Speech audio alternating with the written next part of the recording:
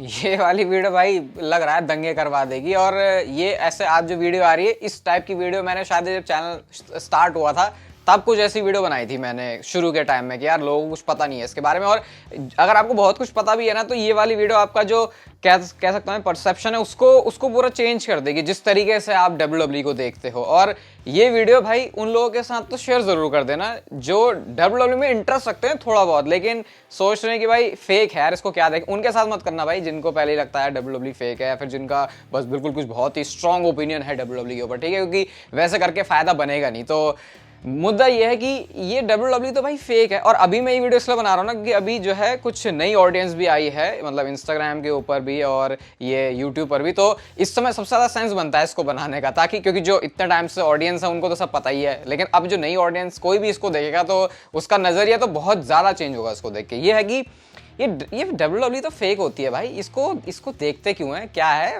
क्या हार गया रोमन तो क्या हो गया? इतने सालों से भी तो नकली चैंपियन था वो, तो अब वो हार गया तो उसमें इतना रोने वाली या रोमन के रोने वाली क्या बात है? तो सबसे पहले तो ये लोग इस तरीके से सोचते क्यों हैं, उसका रीज़न ये है कि जब उन्होंने पहली बार WWE देखी, जो कि शायद हम में से ही बहुत सारे ऐसे लोग हैं, क्योंकि मैंने भी जब पहली बार WWE देखी थी 2005-06 की बात, तब तो यही था, हाँ भैया रैंडी ऑर्टन ने घूंसा मार दिया, अंडरटेकर ने मार दिया, या वहाँ पे कोई जेरिको निकल के आ रहा है, क्रिस बेनोट आ रहा है और क्या मार रहे हैं भाई, और कौन जीतेगा, मतलब मैं तो बच्चा ही था उस टाइम पे।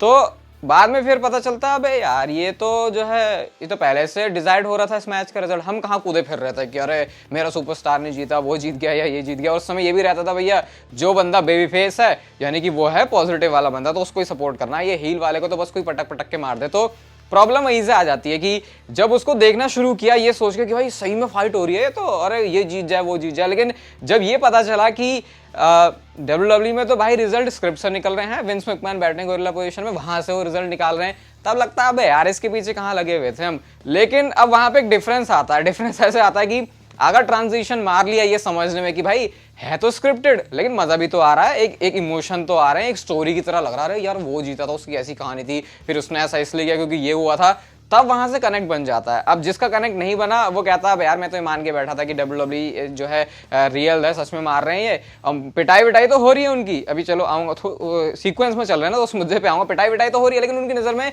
रिजल्ट क्योंकि पहले से डिसाइडेड हो गया था, तो भाई अब तो ये सिर्फ इसलिए लड़ रहे हैं कि हमको पागल बना रहे हैं, हमको दिखा रहे हैं कि हम मार रहे हैं, हम मार नहीं रहे, जबकि पता है आपको इंजरी जब सुपरस्टार्स की होती है तो कितनी बुरी तरीके से वो जो है चित हो जाते हैं। अब जैसा भी रोमन रेंस हार गए भाई साहब, ठीक है, कोडी रोड्स के साथ मैच हुआ, हार गए।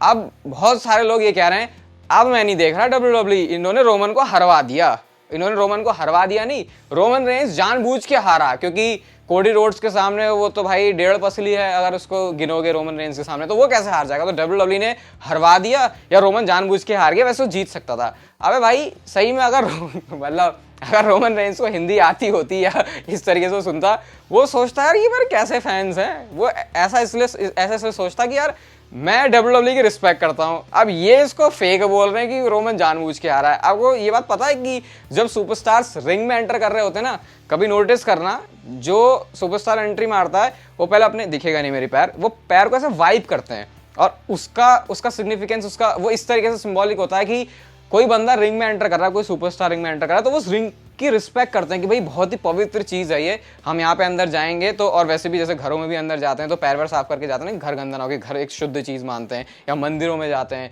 या फिर अपने अपने जहाँ पे हमारे जो भी धार्मिक हमारे जहाँ से हम बिलोंग करते हैं हम ऐसे चाहते हैं ना कि अंदर जाएं, तो वैसे ही WWE के सुपरस्टार्स का भी है। अब वो उस रिंग की इतनी रिस्पेक्ट कर रहे हैं क्योंकि वहाँ पे खून पसीना सब कुछ बहा जा रहा है, और लोग वहाँ पे फिर सुन रहे हैं कि मतलब वो सुपरस्टार सुनते हैं यार ये तो फेक है।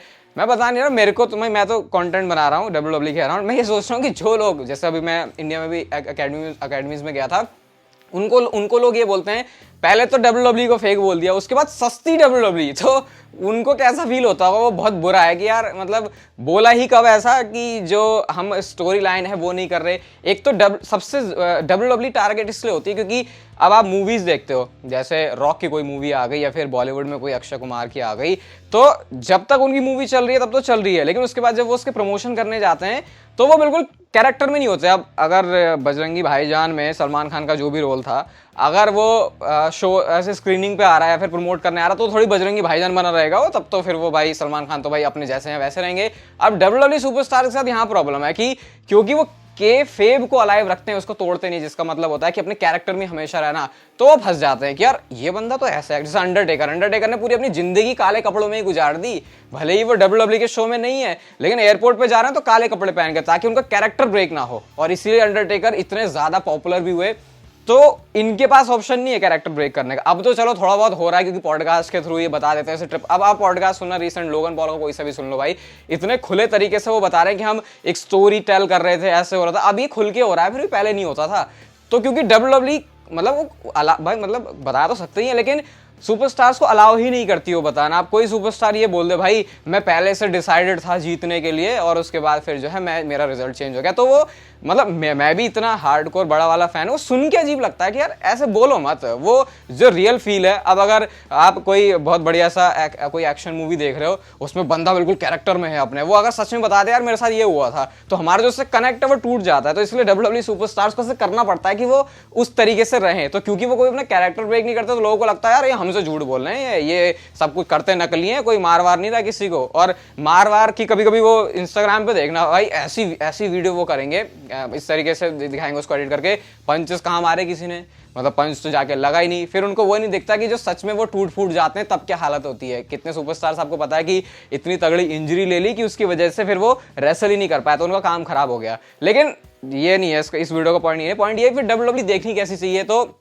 जिस तरीके से मैं देखता हूँ कि चल ये एक्शन शो चल रहा है, लेकिन यहाँ पे अंतर ये कि superstars performing their own stunts, यानी कि कोई स्टंट डबल नहीं है यहाँ पे, सारे जो स्टंट है वो खुद किए जा रहे हैं। तो और वो भी लाइव, कोई रीटेक करने का मौका भी नहीं है। तो ये तो भाई बहुत ही मुश्किल है। ये प्रोफेशनल रेसलिंग जब सीखते हैं ना, तो ऐसा होता है कि पहले तो इनको ये होता है कि पहले अपनी कमर तोड़वानी सीखनी होती है। सबसे पहला होता है कि बम्प लेना, कि भैया, और वो एक बम्प का भी, मैं मतलब रेसलिंग रिंग में जब गया था, वो इस तरीके से डिजाइन होती है कि वो प्रेशर को थोड़ा सा ऐसे एब्जॉर्ब कर ले। क्योंकि भाई अगर जमीन पे ऐसे फर्श पे गिर गए तो कौन कौन सी हड्डियां, कौन कौन से जोड़ खुलेंगे, उसका कोई हिसाब किताब ही नहीं है। लेकिन फिर भी उसके बाद जब बम्प लेते हैं ना, वो दर्द 2-3 दिन तक जाता नहीं है। और वो स्टील चेयर से शॉट ले रहे हैं। तो इस तरीके से उसको देखो भाई कि ये जो सुपरस्टार्स है वो अपना खुद लाइव परफॉर्म कर रहे हैं एक तरीके से एक्टर ही। और इसके ऊपर मत जाओ कि कौन जीत रहा है कौन हार रहा है, वो स्टोरी लाइन के हिसाब से है। लेकिन मेन ये है कि किस तरीके से वो उस जगह तक पहुंचे, मतलब एक ड्रामा की तरह। जैसे मूवी देखते हो, जैसे एक्शन कोई शो देख रहे हो, बस अंतर ये है कि यहाँ पे ये सच में पिट रहे हैं, वहां पे पूरी प्रोटेक्शन होती है, कैमरा एंगल से बचा लेते हैं, कर लेते हैं। WWE बेस्ट रेसलर की डेफिनेशन पता क्या होती है? ये नहीं कि वो कितना हवा में ऊंचा उड़ रहा है, सबसे पहली चीज जो आती है कि वो कितना सेफ है लड़ने के लिए। जो बंदे ऐसे एजे स्टाइल्स के साथ कभी देखना, कभी भी वो किसी सुपरस्टार को डेंजर में लाते नहीं है, उल्टा कई बार डेंजर में बंदा पड़ा होता है तो उसको बचा लेते हैं। तो उन सुपरस्टार्स की सबसे ज्यादा रिस्पेक्ट होती है WWE में। कहीं आपको लग रहा हो कि भाई जो जितना जोर का घूंसा मार दे उतना ज्यादा मजा आ जाए, इसका बिल्कुल उल्टा होता है। जो जितना जोर का घूंसा दिखा देगी पड़ रहा है, वो है एक रेसलर। जैसे बिग शो का वो नॉकआउट पंच है, अगर उसको क्लोजली जाके देखोगे तो भाई फिर पता है उसकी रियलिटी क्या है। लेकिन अगर UFC स्टाइल ही देखना है तो फिर UFC जाके देख सकते हो, कोई कॉम्बैट स्पोर्ट और देख सकते हो। इसीलिए तो इसको स्पोर्ट्स एंटरटेनमेंट की तरह बोलते हैं, क्योंकि यहाँ पे सच में कोई किसी को ये नहीं है कि मारना चाह रहा है, तोड़ना फोड़ना चाह रहा है। अगर UFC की तरह लड़ने लगे तो साल में अगर 2 मैच भी रोमन रेंज करते तो बहुत बड़ी बात हो जाएगी भाई। क्योंकि वो जो तोड़ते हैं वो तो जैसे WWE में प्रोटेक्टेड स्पॉट्स होते हैं कि चिन पे नहीं मार सकते, लो ब्लो वाला तो सीन आपको पता ही है, वो भी नहीं कर सकते, है ना। तो ये प्रोटेक्टेड होते हैं बिल्कुल। क्योंकि यहाँ पे अगर कुछ भी किसी को हो जाए, जैसे कंकशन होता है, किसी के सिर में लगी, देखने या फिर कोई भाग के जाके वो चेक करता है, या कभी कोई ऑकवर्ड तरीके से कोई बंदा गिर जाए तो उसको जाके वो चेक करते हैं। तो ये WWE देखने का कभी मतलब ये है ही नहीं कि तुम सच में मार पिटाई देख रहे हो। WWE देखने का मतलब ये है कि कितना बढ़िया कोई किसी मूव को परफॉर्मर एग्जीक्यूट कर सकता है। वो तो उनके ऊपर है कि वो कितना ज्यादा एंटरटेन करना चाह रहे हैं। जैसे शेन मैकमैन भाई, कोई बंदे में कितना ही दम हो, उसको तुम इतने ऊपर 10-15 फीट ऊपर खड़े कर दो और बोला अब यहाँ से कूद, चाहे वो कितना ही बड़ा एथलीट क्यों ना हो, वो 10 बार सोचेगा। लेकिन WWE में सुपरस्टार्स इतना रिस्क टेकिंग इनका गेम ही है कि ये कर जाते हैं वो चीजें। और ऐसे कितने स्पॉट हैं जब किसी सुपरस्टार को कैसे लग गई, कितने तो हड्डी, मतलब पैरों की हड्डियां ऐसे टूट रही हैं जंप करके। आपने बहुत सारे स्पॉट, यहाँ लगाऊंगा नहीं मैं क्योंकि थोड़ा सा वो सेंसिटिव हो जाएगा। तो इस नजरिए से उसको देखोगे तो सही रहेगा। अभी ये रोमन रेंज जैसे हार गया तो अब जो लोग परेशान हो रहे हैं बहुत ज्यादा कि यार ये क्या हो गया, ये तो WWE फेक है इसलिए हरवा रही है। तो अगर रोमन रेंज ने कभी कमेंट देख लो, बोलेंगे भाई ये ऑडियंस मुझे नहीं चाहिए भाई मैं तो कहाँ पूरी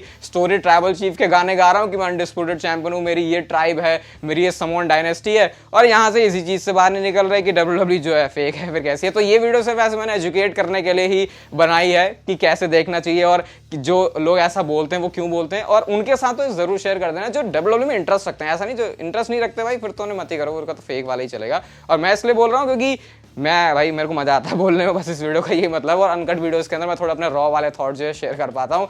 तो अभी आप बताओ फिर आप कैसे किस तरीके से देखते हो, सोचते हो, फिर अगर आपको काउंटर करने का मौका मिले इस बात को कि WWE फेक है तो आप इसके ऊपर क्या करोगे। बाकी लाइक सब्सक्राइब शेयर कर देना और ऐसे ही मजे लेते रहो, ठीक है। मेरे को कुछ लगा मस्त है इसमें बोलने के लिए तो बना दिया।